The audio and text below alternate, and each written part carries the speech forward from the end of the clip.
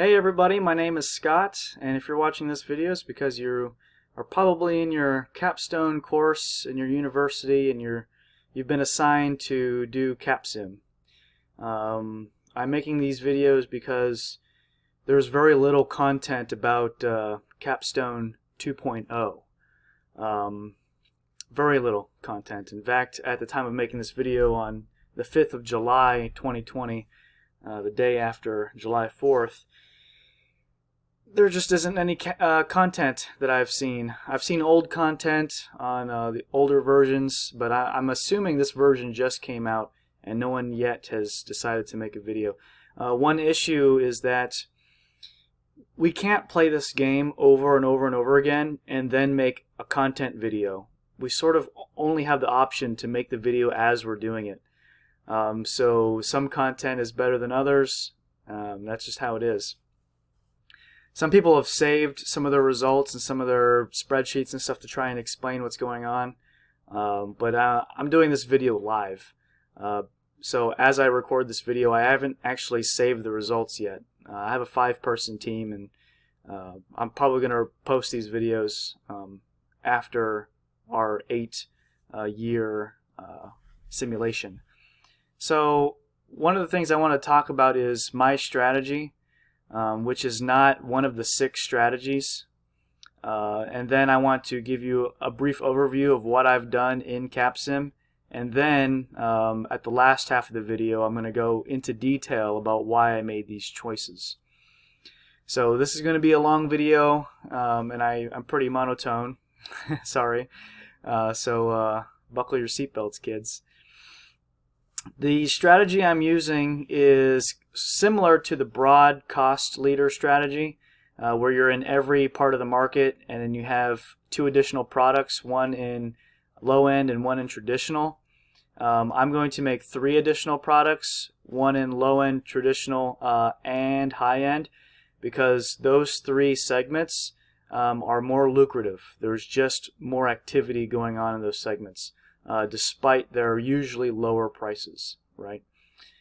Except for high end. What I'm trying to do by doing that is capturing as much of the market as possible without allowing somebody else to sort of run away in that segment. So I want to stay on top of R&D. I want to stay on top of our expectations, and that's exactly what you have down here. This tutorial that I'm making is sort of for somebody that has an okay idea of CapSim. So I'm not really going to take it Barney style on everything, just because I think that you already kind of know the mechanics. For example, the expectations. For traditional, the highest expectation is how close are you to 2 years. It's very important, right? And we need to stay on top of our expectations. They just don't care about the MTBF, or mean time before failure. Sort of like how in high end they just don't care about the price. They just don't. Just have $39 price and make sure that your performance and size is up to snuff and you're good. So that is our strategy. Other strategies will give up either size or performance or both. Or we'll focus on high tech, where it'll be size, performance, and high end, and then give up traditional and low end. My idea is just to not give up any of those things. And if we fall behind badly enough, then we could give up performance or size or something like that. So we want to stay flexible. If you move out of performance and then a round later you realize, oh wow, I actually had an opportunity there, that's just bad. So you don't want to get into that. You don't want to be so inflexible. And this strategy allows us to sort of move hybridly into other strategies as the game progresses. Now, for example, if everyone's trying to do the low-tech strategy and they're trying to have 3 products in low-end and traditional, well, that's going to be really bad news for you, right? So we might want to be able to do the high-tech strategy to counteract that and make as much money as we can while everyone else keeps trying to fight for the low-end stuff. That doesn't mean to totally get out of it, but at least get out of it enough so that you're not wasting capacity and new products in those areas. Okay, so that's my strategy. I'm going to give you the brief overview of what's going on. So here we are with R&D, and you want to go from left to right, from what I've found, and end with finance. Baker is traditional, and these tabs do line up in this new and Capstone 2.0. So as I go through there, you can see the changes I've made, and boat is our new product, and the product's going to be in the low end. So round 1 we're going to go low end. The plan is to go round 2, create a new one in traditional, round 3 create a new one in high end, and that's as many products as we'll make. This is our marketing area. Boats in development, so you can't do anything with marketing. Here's my production, starting with traditional. Go through that, and for boat, we've started off capacity of 500, automation of 5. And again, I'm going to go over these. I just want you to see what I do. That way, you don't have to skip around the video and see. You can just sort of be in the couple minute mark and see everything that we're doing. Max on long term, max on stock. Keeping policy lags the same, and we don't have HR in this round. HR will be in the next round. Okay, so starting with traditional, we are keeping our revision date on July, so that we have the last half of the year to sell the new product. People in revision date of May will have a better product between May and July, but we'll be the same up to May, and then we'll be better off after July. So July is really a sweet spot. June and July are the sweet spots, and that's why we're sticking to them.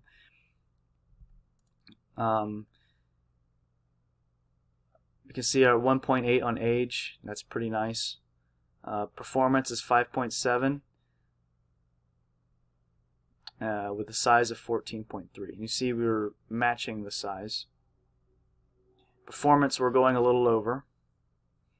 We're able to go a little over on performance because of it's just we're at July, so we could dial this back a little bit to 5.7, and that would keep us where we should be. But you have to keep in mind that the positions continuously change. So if we get a little ahead, that's okay. Okay, get back to June there. And it's not always a direct science, so you don't have to be, 5.9 or 6.0. It's not too much of a deal breaker. But the farther out you go, the more days will be added. So as you can tell, one day 5.5, but if we add only 0.1, it only changes by a few days. But as you can tell, when we get to 5.9, that's a lot more than just a couple day change. So the further behind you get in any one of these segments, the worse off you'll be usually. So you need to make sure that you get ahead of it as much as possible. MTBF, we're going all the way down. It's only 9% importance, and MTBF affects material cost. So you'll see that material cost is quite different between the upper limit, or where you start off, and where you go to. It affects revision date, but MTBF does not affect age at revision. Age at revision is a factor of performance and size, okay, being changed. Here's our low end. Price is the most important, and we'll get to that in marketing. Second most important is 7 years. So we want to get to age of revision at 7 years, we get as close to that as possible. And only at 16% is position. And as you can tell, the game starts us off at a much better position than what we have. So we do have a couple turns before we get outside of the scope of the ideal position. Bid, which is our high end. Ideal position is number 1 here, but we can't. It'll take us into the next year if we were to max out both of these. So we're going to rely on human resources and later TQM to reduce our R&D times, so that we can get more done here at a less date. And anybody that is the revision date is in the next year, they're going to miss out on the rest of that year for revisions. So you really want to make sure that your revisions do not go over the year that you're in. Next is ideal age. So basically you need to get to as close to 0 as possible. And you can't always be at 0 because it only divides your age by 2. So you'll never actually reach 0. Bold, revision date of June. The most important thing here in bold is reliability. So we're going to go straight to 27. And then we'll try and do our best in ideal position, which is at 29%. Buddy, which is size. The most important thing is size, even though performance is sort of attached to this. However, we still don't want to go to the end of the year. Reliability is still pretty low, so we're going down from 19 to 18. And then we'll have to play catch up a little later. Another strategy is to take it all the way till November or December, but with us being in July, we'll make much better sales between July and December. So we'll be able to beat our opponents in sales. Now that means we'll be behind the next year, but we're going to catch up drastically by maxing out R&D in human resources. Here's boat, and this is our starting. This is for our low end. This is what low end is going to be in 4 years. If you don't know how to forecast performance, you can tell it is always going to move bottom right. So with a Google search, you can find out, well, how much does it move? So low end moves as 0.5. So every year its performance requirements go up by 0.5 and its size goes down by 0.5. So this is our year 4 forecast. This is what this is the ideal position for year 4. Now again, the ideal position for low end is only 16%. So it's the price that we really have to worry about, and the age. Marketing. One thing you'll notice about marketing is that it's best practice to reduce your price by 50 cents every year. And that's exactly what we did in these more price sensitive markets. The ones that are not very price sensitive, we've actually increased the price to match the buying criteria here. You can tell in bold prices at the very bottom, so they don't really care too much about the price. The bid. So I went at 39. Bold is performance. Price is second to lowest.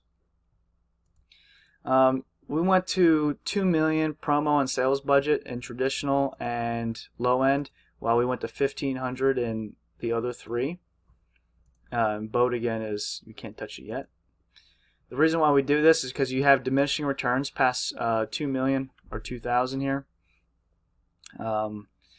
So we don't want to go above it. Now the reason why we don't go below it is because you actually lose 1/3 of your awareness every turn, and to keep pace at the 1/3 would be to be at 1,400. Okay. So we'll keep that at 2 million, and 1,500 keeps pace and does progress and gets better. Here's our forecasting. So I'm actually going to show you my forecasts. We'll see my desktop there. This is how we do the forecasting spreadsheet. By this point in your academic career, you should be very familiar with how to use spreadsheets. If you're not, get somebody in your team that is. And the calculations are in Capstone, so you can see how we do that. You just total market size multiplied by the growth rate, and you'll get the next year's market size. This is your market share. This is your potential market share. Of course, you multiply them out, and this is what you get. Now, our forecasting is the worst case scenario. I got my camera thing is, or my sound recorder's in the way. Move this here.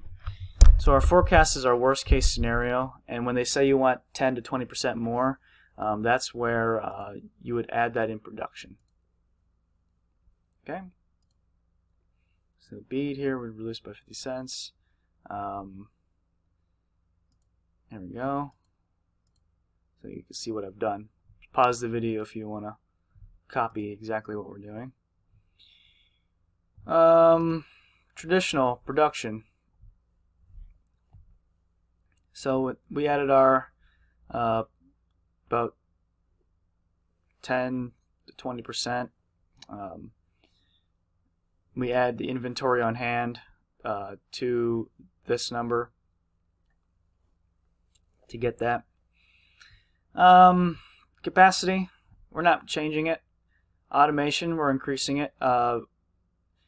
Material cost is greatly affected by automation, or not material cost, but what do you call it?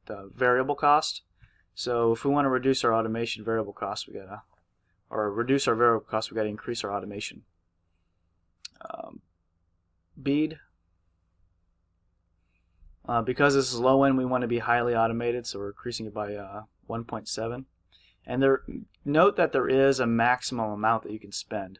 So we're near the max, so there's not really too much more we can do. This is what we did for bid. We're not going to change the automation yet, but we will later on. It's just that we produce so few. Changing this now would not be economical and would take us above the maximum investment number. Our performance, and this is our size, and this is our new product. Boat here has a capacity of 500 and automation of 5. This will be a low-end product. Again, max investments does prevent us from doing too much more with this. Okay, next we'll move to finance. Never get current debt, because you will owe this current debt before you get to play the next round. So you take 20,300,000 now, and you'll be paying for it before you get your next round. So you won't have a turn to try and not take out an emergency loan for having to pay this back. Max on long-term debt, max on stock. We want a nice cash buffer, as you see here. That cash buffer will protect us from having an emergency loan. And when my group logs on later tonight, we might change some small things. But I don't think we'll change too much. They've gotten to a point where they kind of trust what I'm saying. Yeah. It was at 7,000. I feel like I accidentally changed something somewhere. Anyways. It's not too much of an exact science, so where I'm trying to get is more in the 6,000s. So I'll see what I can do to spend the other 2,000, see what's going on there. Yeah, and that's it for round 1, and I will, I guess, video blog my round 2s through 8, and then you might have a better idea of what you want to do during your Capstone 2.0 experience. Okay, thank you for watching.